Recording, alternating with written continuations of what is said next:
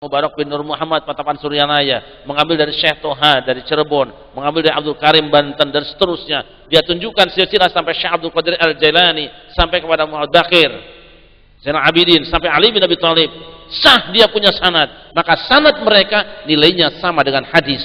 Dan thariqah bukan cuma sahih ahad, mutawatir sekarang sudah besar sekali. Maka menolak thariqah yang sudah menunjukkan sanadnya sama dengan menolak hadis mutawatir. Apa ini harus diperhatikan ini? Ini gegabah orang. Sampai ada orang mengatakan Abdul Qadir Jailangkung, kan kurang ajar sekali. Saya bilang la'anahullah. Orang ini terkutuk. Saya tidak mengerti. Begitu pinternya mereka musola hadis, tetapi lupa musola hadis itu bukan untuk garap buku hadis, tetapi menggarap semua laporan tentang Rasulullah dengan jujur. Sanad Qur'annya Mbah Munawir Kerapyah itu sampai kepada Imam Hafiz. Itu mutasil, diturunkan kembali kepada Mbah Muntaha di Wonosobo. Mbah Munawir punya murid banyak, Mbah Arwani Kudus itu muridnya, Ulil Nuha ke bawahnya, Ulil Albab ke bawahnya. Nanti turun lagi dari Mbah Munawir itu kepada Gusmat. Gusmat punya murid Ahsin Saho Fatoni, itu rektor IIKI. Itu mutasil sanadnya. Itu jangan dianggap kosong. Mereka bertanggung jawab ngaji Qur'annya. Apalagi kalau sekarang orang ngajinya hadis, bukan hadis tapi dari hardis. Kan repot itu. Rawahu YouTube. Wah.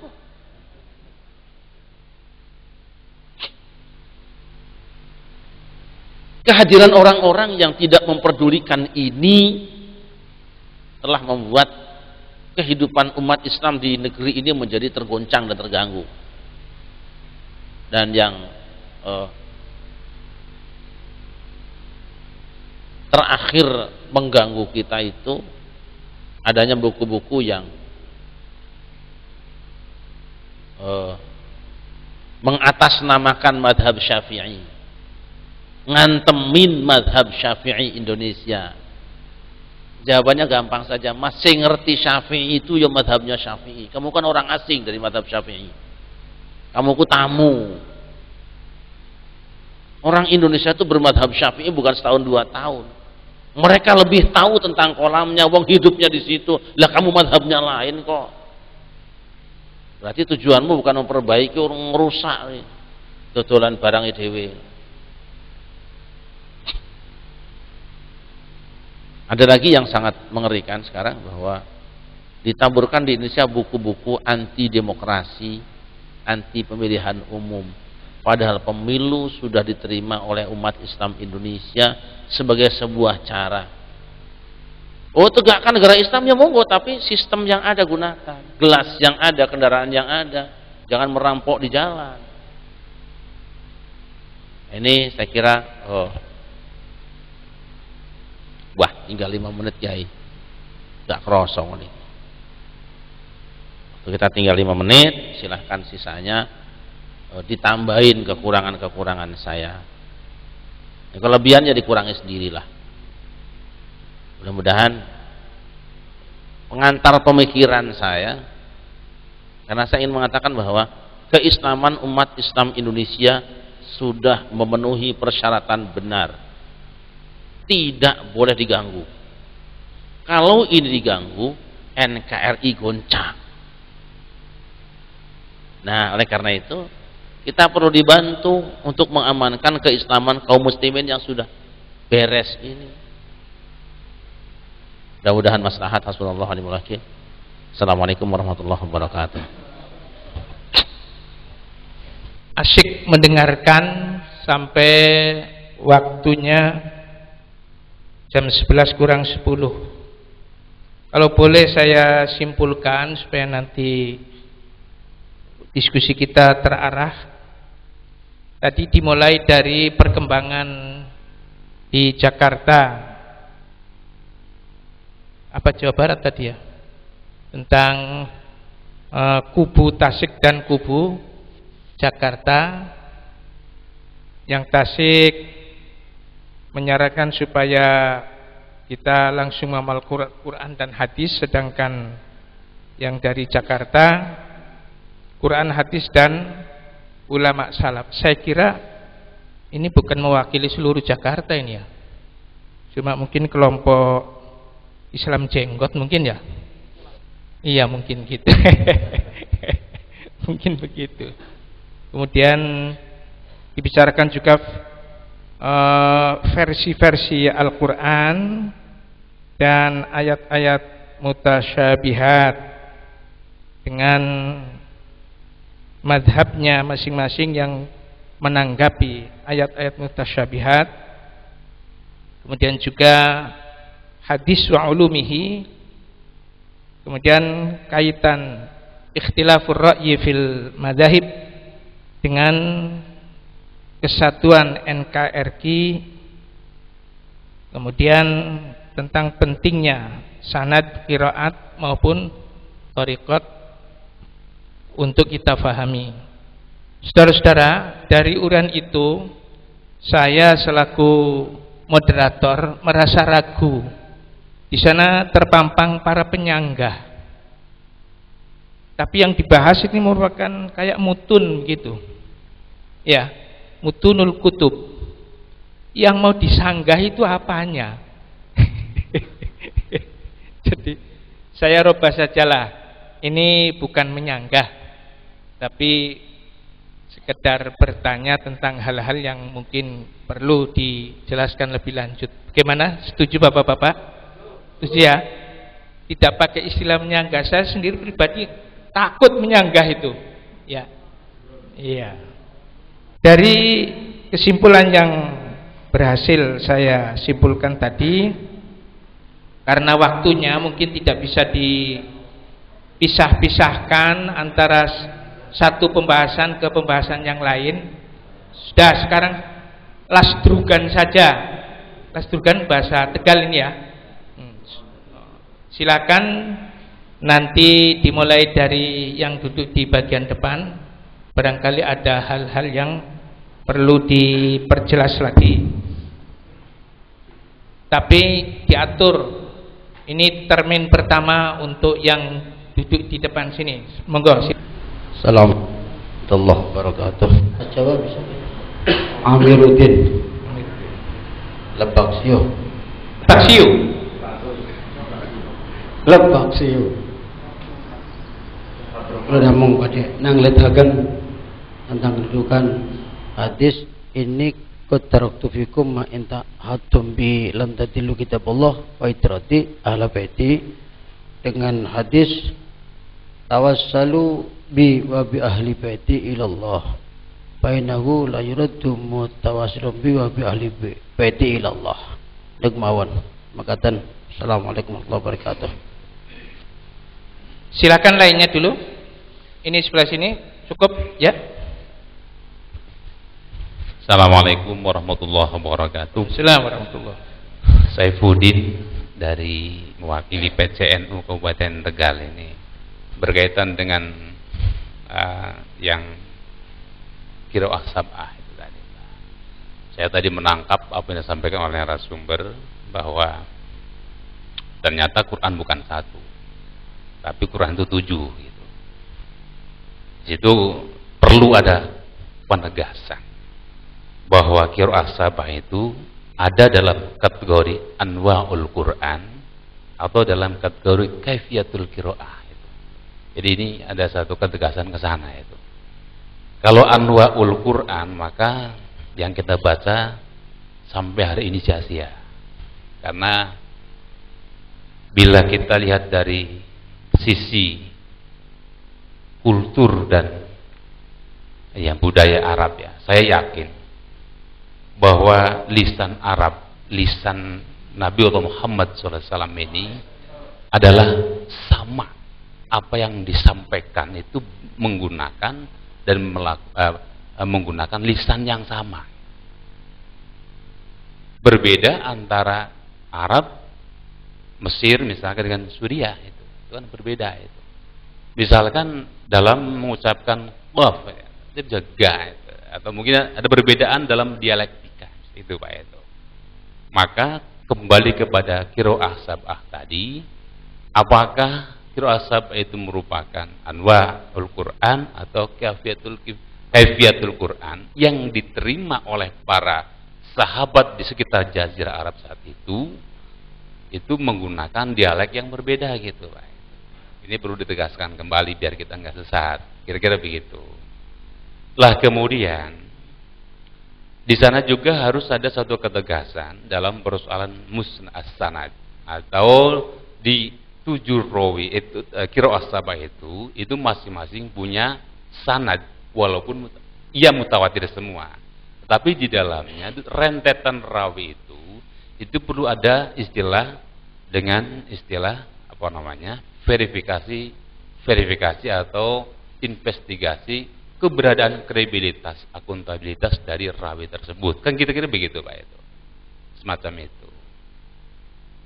Saya masih belum 100% untuk bisa mengiyakan persoalan ini sebelum ada satu verifikasi yang melalui jarh wa ta'dil atau mungkin juga melalui metode di dalam rawi ini adalah adil atau thiqah atau bahkan majhul atau apa, itu merupakan satu. Tapi ini saya bangga sekali ya, walaupun temanya NKRI, tapi NKRI dalam persoalan kumpuk-kumpuk agama Islam itu. Jadi Islamnya sekte no, kira-kira begitulah. Makatan, terima kasih. Ya, silakan langsung Pak siapa? Assalamualaikum warahmatullahi wabarakatuh. Assalamualaikum. Nama Umar Fauzi dari Lebak Seo. Sedikit kami ingin menyampaikan, barangkali yang saya sampaikan keterbatasan ilmu saya yang menyangkut masalah halaman nomor 1, nomor 2, dan nomor 3. Kayaknya saya itu sejak kecil sampai tua, saya itu mengikuti ngaji dengan ustaz dan para kiai. Di sini Al-Hadis menyebutkan, kesimpulannya adalah qala taraktu fikum amrayni lan tadillu ma tamassaktum bihima kitaballah wa sunnata rasulih. Di sini saya rasa-rasanya kontradiksi dengan saya. Bukan berarti ini hadis tulisannya salah, tapi kalau melihat lantadillu, di situ ada terjemahan niscaya tidak akan tersesat selamanya. Apakah tidak dibubuhi dengan abadan? Lantadillu abadan. Saya kalau ngaji begitu, kalau baca hafalan, di sini hanya lantadillu tok, abadannya tidak apa. Sebab di sini menyantumkan terjemahan niscaya tidak akan tersesat selamanya. Berarti harus dibubuhi lantadillu abadan. Barangkali seperti itu. Kalau salah, barangkali saya yang salah. Nyuwun sewu Pak Kiai. Yang kedua, mata masaktum bihima. Kalau saya sering menghafal dan membaca hadis, di situ ada dibubuhi lafaz in tamasaktum bihima. Berarti ini kalau dianggap benar, berarti saya yang ilmunya tidak.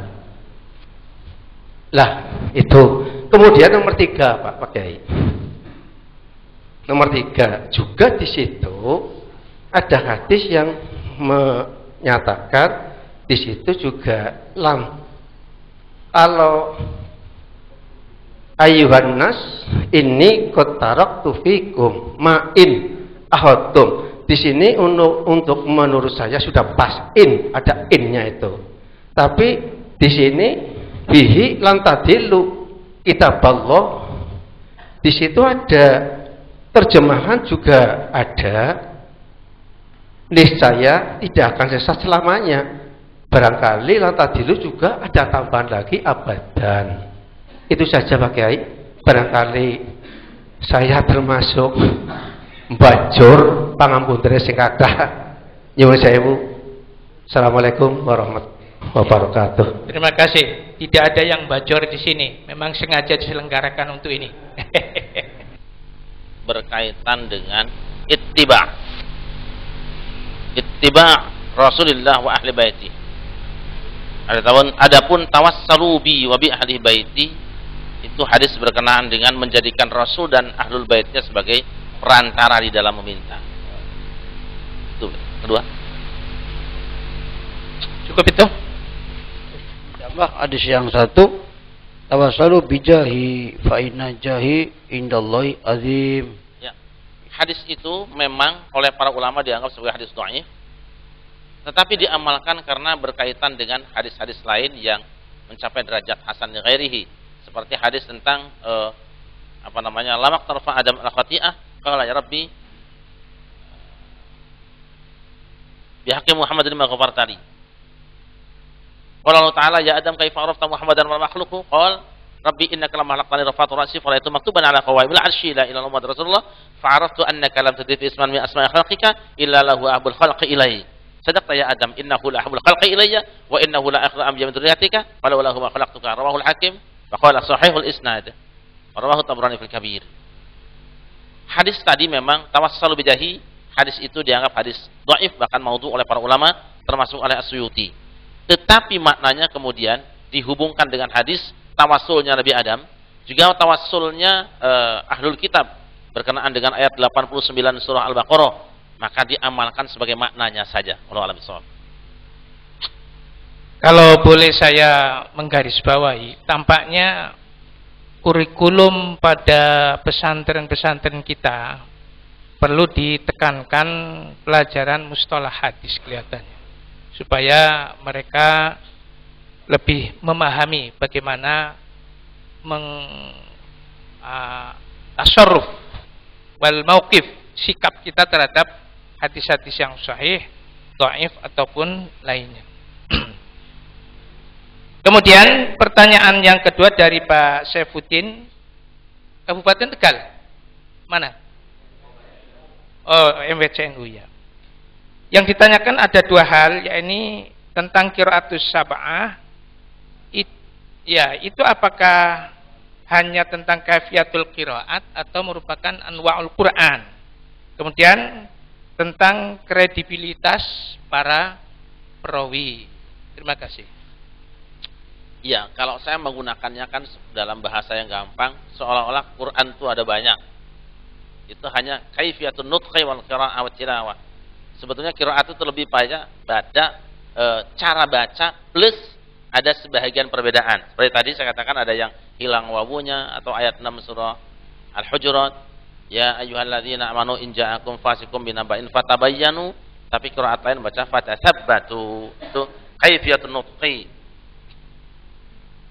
Bukan Quran yang banyak. Qurannya satu, hanya dia melahirkan banyak pemahaman karena adanya perbedaan pengucapan. Kemudian yang kedua tentang rawi-rawinya. Benar, rawi wajib diteliti pada hadis yang berstatus ahad. Tetapi yang namanya hadis mutawatir, khabar, saya menggunakan istilah khabar saja. Khabar mutawatir itu ma rawahu adadun jammun yastahilu fil 'adah ijtima'uhum wa tawatuhum wal kadhib. Itu satu laporan yang saking banyaknya pelapor sehingga tidak memungkinkan mereka bersepakat untuk melakukan bohong atau dusta. Nah, hadis khabar berkenaan dengan Al-Qur'an yang dibaca dalam bentuk qiraat yang sekarang disebut dengan qiraat 7 atau asyarah, itu sudah mencapai mutawatir sehingga tidak membutuhkan penelitian ulang terhadap para rawinya. Wallahu a'lam. Saya pribadi pernah membaca tentang tafsiran dari Nuzilal Quran ala sab'ati ahruf. Di sana dikatakan bahwa ketika Nabi menyampaikan Al-Quran kepada suku-suku Arab, itu menggunakan dialek sampai 7. Cuma di masa pemerintahan Utsman itu mengakibatkan satu pertengkaran, kemudian diputuskan untuk memakai dialek satu saja, yaitu dialek Quraisy. Bisa kita bayangkan andaikan dialek-dialek itu masih berlaku sekarang. Wah, luar biasa. Ya. Apakah jawabannya sudah memuaskan? Ya. Terima kasih. Kemudian dari Pak Umar Fauzi Lebaksiu itu mengenai mungkin apa ya setting dari apa ini naskah ini yang kurang teliti. Saya akan jelaskan bahwa mungkin sebelum dicetak redaksi. tidak diedit dulu. Tidak. Insya Allah sudah benar. Hanya memang ada redaksi yang berbeda. Ada yang menggunakan ma in tamassaktum, ada yang ma tamassaktum. Kedua-duanya boleh sama. Juga yang abadan. Menggunakan abadan jadi kuat karena lan saja sudah ditakbid, sudah abadan. Lan tadillu, tidak akan pernah selamanya. Dan nanti dalam hadis ini ada yang ma in tamassaktum menggunakan in dalam riwayat Imam Malik, tapi dalam yang riwayat ini tidak menggunakan in. Tapi dua-duanya benar. Allah. Tampaknya saya pernah mendengar satu saran dari sebuah kitab, jika ragu terus diakhiri dengan ay kama qala Rasulullah sallallahu alaihi wasallam. Insyaallah saya tidak ragu-ragu. Ya. Terima kasih. Sekarang saya buka lagi kepada Floor. Ya, silakan sebut namanya yang keras dan speakernya apa, mic-nya. Terima kasih.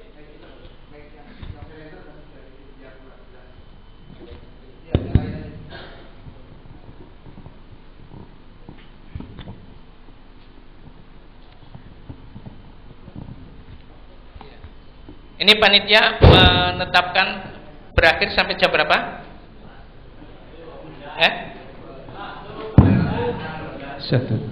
Jam berapa, Mas panitia? Ya, silakan. Assalamualaikum warahmatullahi wabarakatuh. Masuk kamera. Para ulama, para habaib.